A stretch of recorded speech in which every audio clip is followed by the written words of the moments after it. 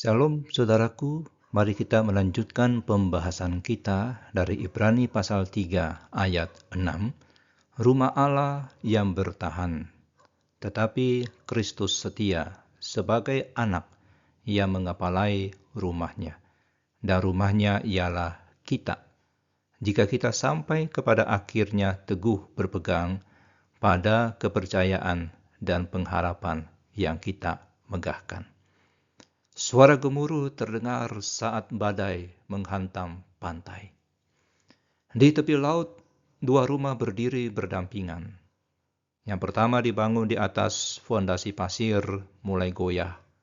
Yang kedua didirikan di atas batu karang tetap kokoh meskipun dihantam gelombang.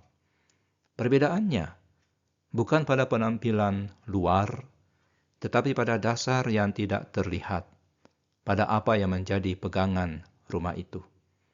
Nats penutup dari bagian ini menghadirkan klimaks dari perbandingan antara Musa dan Kristus, lalu menambahkan pernyataan kondisional yang kritis tentang identitas kita sebagai rumah Allah. Perbedaan akhir dan paling penting di sini diungkapkan. Tetapi Kristus setia sebagai anak yang mengepalai rumahnya, sementara Musa melayani sebagai pelayan di dalam rumah Allah. Kristus mengepalainya sebagai anak. Dia bukan hanya anggota rumah tangga. Dia adalah pewaris dengan otoritas yang penuh atas domain Bapanya. Lalu penulis membuat pernyataan langsung tentang identitas rumah itu, dan rumahnya ialah kita. Jadi komunitas orang percaya bukan bangunan fisik, tetapi kumpulan orang adalah tempat tinggal Allah. Gereja adalah rumah Allah, di mana Kristus melayani sebagai anak dan kepala.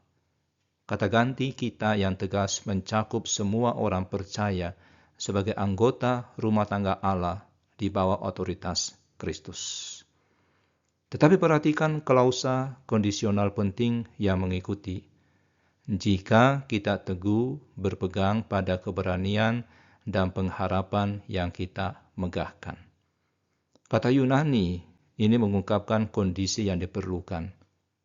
Keanggotaan berkelanjutan mereka dalam rumah tangga Allah itu bergantung kepada ketekunan. Kata kerja berpegang adalah yang pertama dari beberapa nasihat yang serupa di dalam Ibrani pasal 3 ayat 14, pasal 10 ayat 23, yang menekankan pentingnya mempertahankan pegangan yang kuat pada komitmen Kristen kita. Apa yang harus kita pegang dengan teguh? Keberanian dan pengharapan yang kita megahkan.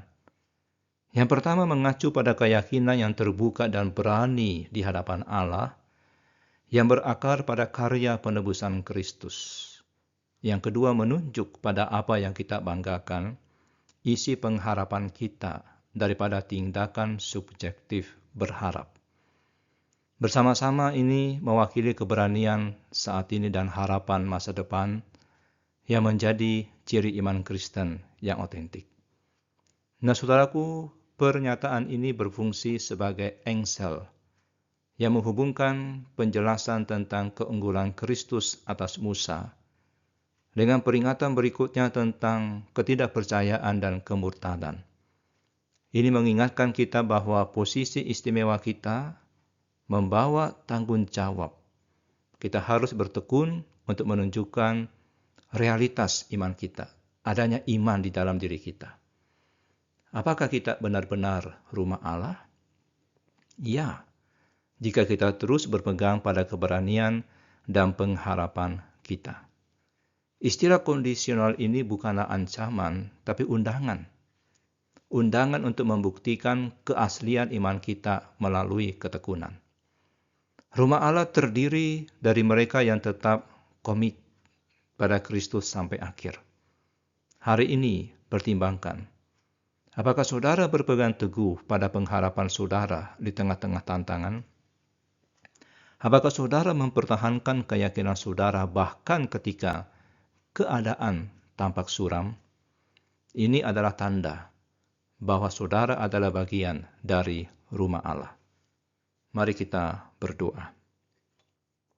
Tuhan Yesus, anak atas rumah Allah, bantulah kami untuk berpegang teguh pada keberanian dan pengharapan kami di dalam-Mu. Saat badai kehidupan datang, kuatkan pegangan kami pada kebenaran-Mu. Jadikan kami anggota yang setia dari rumah-Mu, memegang teguh iman kami sampai akhir. Terima kasih karena Engkau tetap setia, bahkan ketika kami goyah. Di dalam nama Tuhan Yesus kami berdoa. Amin.